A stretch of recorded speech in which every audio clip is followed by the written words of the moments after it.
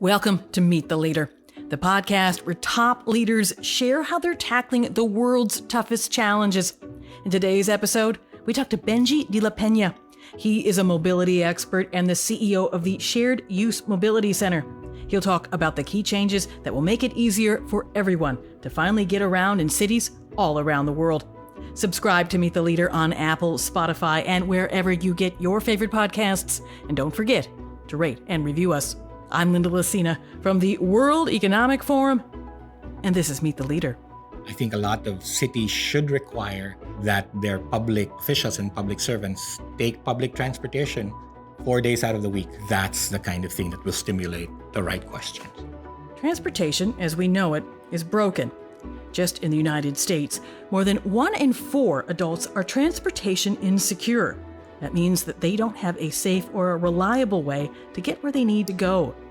These folks are more likely to face poverty, to belong in an underserved group, and they're more likely to live in cities. Things get a little bit more worrisome when we consider that most transportation infrastructure that we do have is usually crumbling, and that transport contributes to 14% of greenhouse emissions. Like so many big problems, there is no one way to solve it. That's what Benji de la Peña reminded me at our Urban Transformation Summit. He is the CEO of the Shared Use Mobility Center. That is a group dedicated to achieving equitable, affordable, and environmentally sound mobility all across the U.S. He talked to me about the changes that are needed and the shift he is already seeing happening. He also talked about the transformations we will need to make to ensure that the solutions we put into place will sustain themselves. He'll talk about all of that. But first, he'll define more about shared mobility. Shared mobility are all those ways that allow us to get around in cities, but also in rural areas, without having to own a car. And that stretches from public transportation, whether it's a train or a bus or a small bus, all the way to safe sidewalks, anything that allows you to get around without having to make the investment of owning a car. So the Shared Use Mobility Center, we've been around a decade now. What we do is both study the space, provide technical assistance to communities and cities that are trying to roll out more shared mobility and understanding the shared mobility space. And we also, keep tabs on the research and what's new in the space. When we talk about shared mobility, there's a Shared Mobility 2030 action agenda. Can you talk a little bit about the action agenda and why it's so important? Well, we're kind of at a moment of reinvention, right? We know that our transportation systems, the way we've built them out, are not sustainable and they're not equitable. 14% of greenhouse gas emissions globally come from surface or land transportation, and mostly that's private cars. And then from an equity standpoint, 1 out of every 4 adults in the US are transportation insecure, meaning if their bus doesn't come or their car breaks down, they have no idea how they're going to get to where they need to get to. The Shared Mobility Center really looks at how do we expand all of those options, and the Shared Mobility 2030 Action Agenda is a grouping of now 70. We started with 50 organizations. Now it's 70 organizations. These are public sector, private companies, not-for-profits, who are basically saying in this moment of reinvention, we need to come out at 2030 and further, not just to have EVs everywhere. We do need to electrify, but to have more transportation options so that we address not just the climate issue, we also address racial and social equity and safety and affordability. So for instance, EVs, if we roll them out, is great for reducing tailpipe emissions, but it's not very good at addressing equity. And what the Shared Mobility 2030 Action Agenda is saying, we need to address climate and equity and safety and affordability. On safety alone, 43,000 people died in the US last year from vehicular crashes. And EVs alone are not going to make a difference in that. In fact, there's research that shows EVs might be a little more dangerous because they accelerate faster and they're heavier. So there's a moment to rethink all of these systems and go to more of the systems that allow us to share mobility and not have to take up that much space in our oversized vehicles. Globally, too, there's actually more shared mobility than there is car ownership. And so in this moment of reinvention of what will our climate-ready, equitable safe and affordable transportation system, what should it look like for our cities and our rural areas? That's where shared mobility can really, really play a part. Are there cities that have either innovative or unique shared mobility solutions that you're like, gosh, this is really checking a load of boxes. It's checking the sustainability, it's checking equity. What comes to mind that can kind of help people visualize what this might look like? I wouldn't say that if there cities, right? It's like we're in a moment of things are being innovated, right? So there's progress on many fronts. But what it looks like is that you get up in the morning and you need to take a trip somewhere. It could be to work, it could be to school, it could be to your friend's house. And what you have is a whole host of options of how to get there. And that might be take your own car if you have your own car, if you can afford it. Or it might be that it's too short, you're just going to walk. Or it might be that you'll go and say, there's a bike share on the corner. I'm just going to take that bike share and take it there. Or there might be an on-demand micro transit that you hail and you share it with other people, and that takes you to where you're going. Or it could be public transportation that is very predictable and very accessible. So there are many cities in the world with bits and parts of that.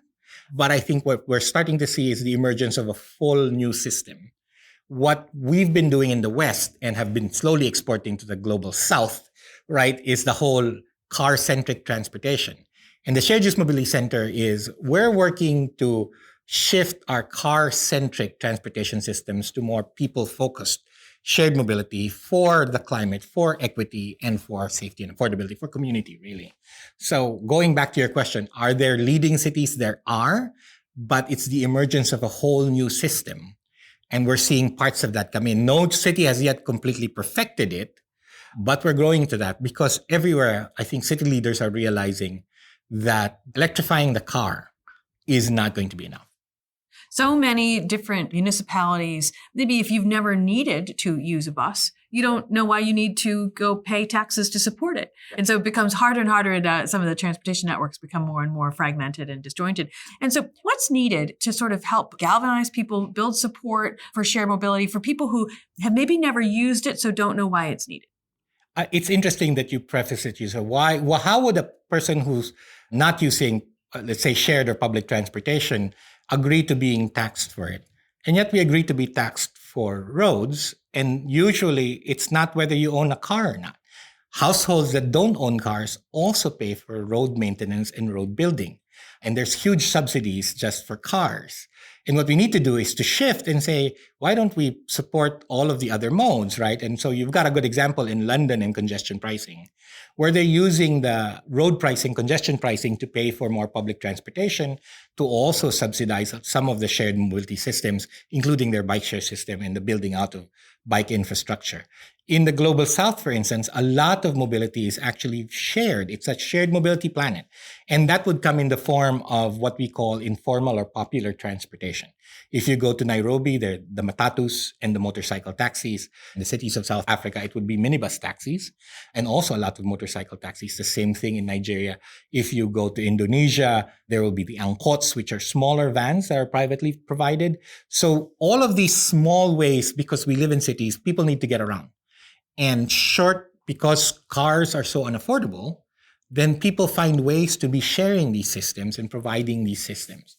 And I think there's really, really good attention in going in and saying, how do we support and empower more of these systems across the world? And that's part of the work that the Global Network for Popular Transportation is exactly doing. Some really, really exciting work that's going on, not led by us, but we're just tracking it, right? In South Africa, they discovered that their Competitiveness Commission tracked it for, I think, 3 years, that there was a misallocation of resources. Government resources that were supporting public transit was mostly 60 to 68% was going to trains. And then about, close to 10% was going to buses. Barely 1% was going to minibus taxi operations or supporting minibus taxi operations. Mostly that was for loan support so that the operators could buy new vehicles in their what they call taxi recapitalization. They looked at mode use, and it was nearly the opposite. 70% of all public and shared trips were happening through minibus taxis, and barely 3% were on trains. So there's kind of this looking at what are we spending on really and what can we empower now, rather than thinking about we'll buy that new thing and it'll be sustainable 10 years from now when we finally build it. and it might just serve 5% of our population. And there's work on looking and legitimizing the informal transportation systems and figuring out how do we make them viable businesses, because they already, even without subsidy, struggle and yet survive, often with a lot of them regulatory headwinds. And what would be needed to make them into sort of more robust businesses? Well, one of the first things we have to acknowledge is that they are businesses. There's a thing of thinking only of the transportation as a delivery system, right? And so we think of efficiency, which is a very modernist idea of how efficient are these things. And we forget that first and foremost, they are businesses. And we, I mean the global community, have failed particularly at just using efficiency as a measure of delivering transportation. The reason we built out so many roads is we thought it would make it more efficient. Well, that's what led to more traffic congestion and more tailpipe emissions, and therefore these huge carbon outputs, right? But if we think of them first as small and medium enterprises, and the world has better traction and a better track record on how do you regulate and support small and medium enterprises so they bring the public externalities, the public goods with it. If you start thinking of transportation providers as small and medium enterprises, and we make them efficient businesses, then they also become efficient transportation systems. And there's actually a lot of money flowing already in the system, even without support. And so if you could make them better transportation providers, they could grow and they could be more efficient, and we would hit both equity and we would hit decarbonization by just doing. In, say, a decade, the action agenda goes forth. We've got these things going in place. We've got the network is humming along, and more people are working in a really robust, good, great fashion. How is the world different? Well, there's a whole lot less parking, right? And cars kind of all over on our streets, but a whole lot more mobility and accessibility. Because if you get up in the morning and you need to go somewhere, the vehicle you need to use is right-sized for it. In other words, you're going to not use your SUV, your electric SUV, to drive under a mile to go to the convenience store to buy a quart of milk. Instead, you think, oh, this could be done with walking if it's close enough and you've got safe sidewalks. Or I can take my electric bike or a shared bike somewhere and I'll take that trip, right? And so the vehicle delivery system is fit to the need rather than the infrastructure system is fit to the vehicle type. Are there symptoms of a well-functioning transit system, shared mobility system, that don't always show up in the transportation itself? Like, are there other areas where people can look at their lives and sort of say, hey, this is working, and honestly, it's because it's being supported by this infrastructure? What are other symptoms of this? Well, lower household cost is one. It's not your second or third expense just to be able to get around. So lower household cost, mental health. The biggest predictor among adults of mental health challenges is the long commute.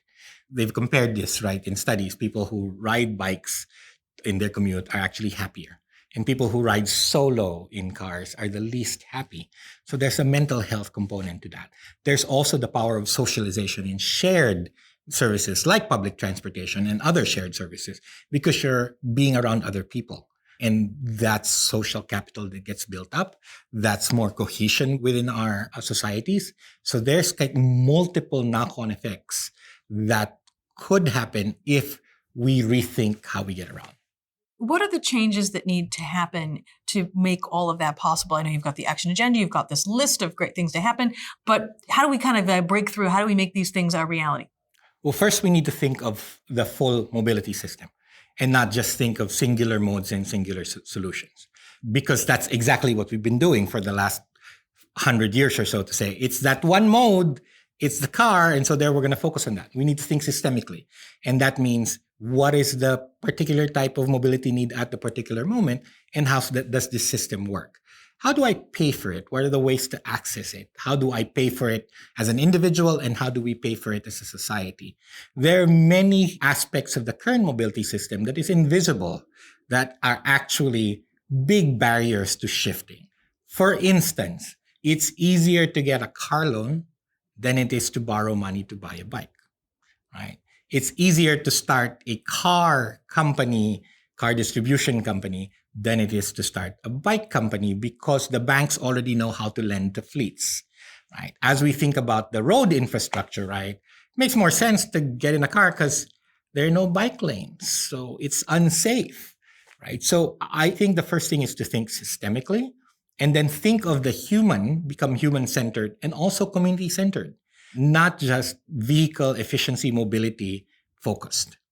Yeah, given all this, what should city leaders be prioritizing in the very, very near term, right? We're talking about, hey, decade from now, but you got to start somewhere. What would need to move forward to kind of set us up in the right spot to make those big goals happen? It's leveling the playing field, right, in our built environment and in our regulations so that people without cars can also thrive. And that starts from safe sidewalks, protective active infrastructure, and then taking away the unseen subsidies like free parking or requiring mandates for parking in any development that just keeps signaling the only way to get around is get a car and taking up more and more space.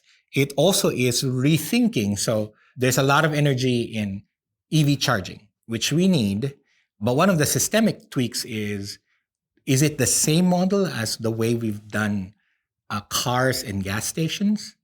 Or is there something else where maybe it's smaller, maybe it's shared? So for city leaders to think not just in terms of a singular vehicle, but think about the whole system, to think also about what are the equitable goals, equity goals that the new system that they're thinking of needs to address. And there's been great success in this. You see Paris building out its bike networks, which they picked up from Copenhagen and Amsterdam, and in cities like Seville and also cities in Brazil are doing this thing, and Mexico is building out this bike infrastructure. There's zero emission vehicle zones and congestion pricing that Singapore pioneered, and now London has it, and this kind of getting the externalities and pricing those out, and then using the proceeds to pay for better shared and public transportation. What kind of keeps you up at night? Is there one thing that maybe worries you about where things could go or if something doesn't move forward? Yeah, electrified inequity. There's a classic meme that goes around of what does an electric transportation system versus an ICE transportation look like from a point of view of cars on the road. It's exactly the same, right? It's the same clogged cars on the road, same one person taking up 10 square meters of space in a 2-ton vehicle and stuck in the same traffic.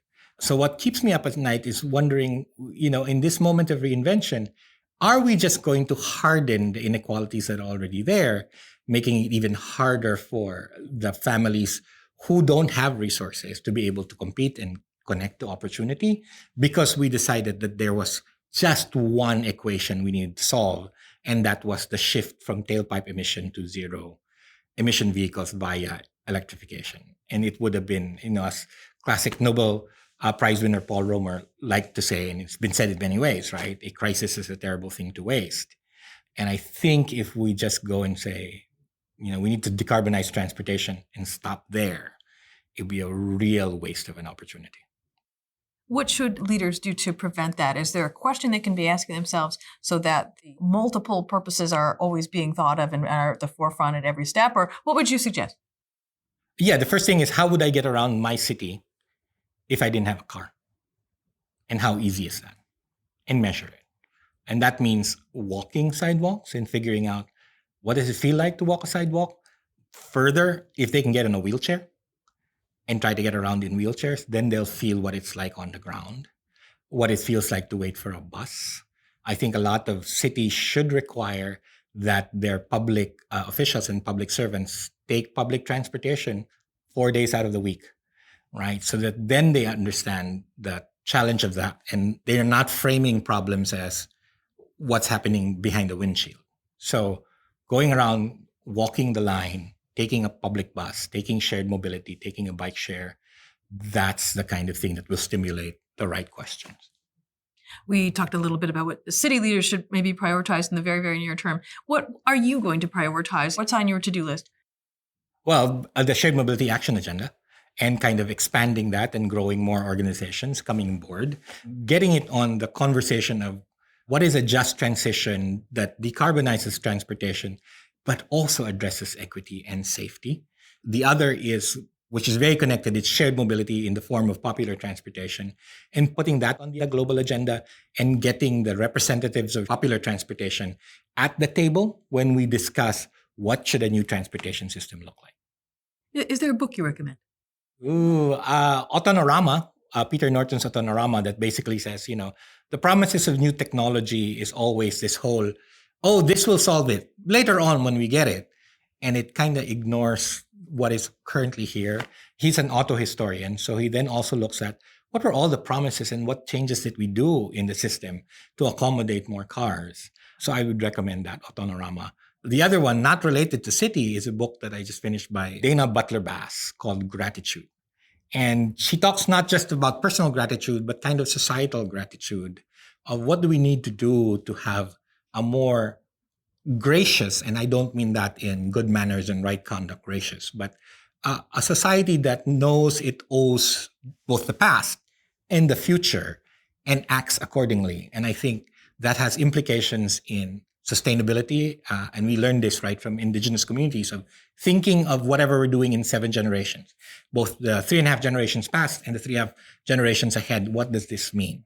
So this kind of long-term thinking, yeah, I would recommend those 2 books. And how would that change someone if they read it? Well, they'll get to think long-term, right? And maybe to think beyond the shiny baubles that technology promises us, and to think really in terms of what are the outcomes we're really working towards, right? Are these the right steps forward? Or if they're not the right steps forward, are we at least not precluding other solutions by taking paths that then we can't back up from? So it's always kind of this, both a graciousness of the past and a grace towards the future, but on the technology side, welcoming technology, but understanding that they are part of systems and they are not solutions in themselves. We have to be very clear about the problem we want to solve rather than having the technology define the problem for us. Is there a piece of advice that you've always been grateful for? I think the thing, and I'm disconnected to another book I would recommend that shaped my thinking. It's The 10,000 Year Clock, written by Stuart Brand. And it's a simple project they thought about. If we were going to count out 10,000 years as the long now, 10,000 years was the time, is a stretch of time between where we are now and when the pyramids started getting built 10,000 years ago, and 10,000 years in the future, and to think in those terms of what needs to survive in 10,000 years. It then pulls you to think about longer timeframes. It pulls you to think about systems and what are we trying to solve for rather than just the immediate firefighting. It'll change your perspective on time and what's important over the long term. One of the things he likes to ask is, what is the future? And since 1984, maybe Y2K, the future for us is so foreshortened. It's 2030. And now there is the urgency of climate change, which we need to address and mobilize for. But we also have to think longer than that. And what does it look like? There's a technique in future scenario planning or futurism where you do backcasting, where you think, what is the future you want? And then backcast, what are the things that need to happen for us to get there? That was Benji de la Peña.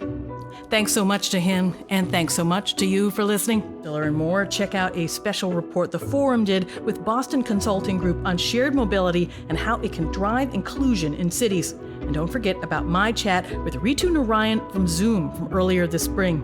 In episode 123, she shared how her startup is transforming the largest public transport network in the United States, school buses. Find a transcript of this episode, as well as transcripts from my colleagues' podcast, Radio Davos, at wef.ch/podcasts. This episode of Meet the Leader was produced and presented by me, with Jerry Johansson and Taz Kelleher as editor, and Gareth Nolan driving studio production. That's it for now. I'm Linda Lacina from the World Economic Forum. Have a great day.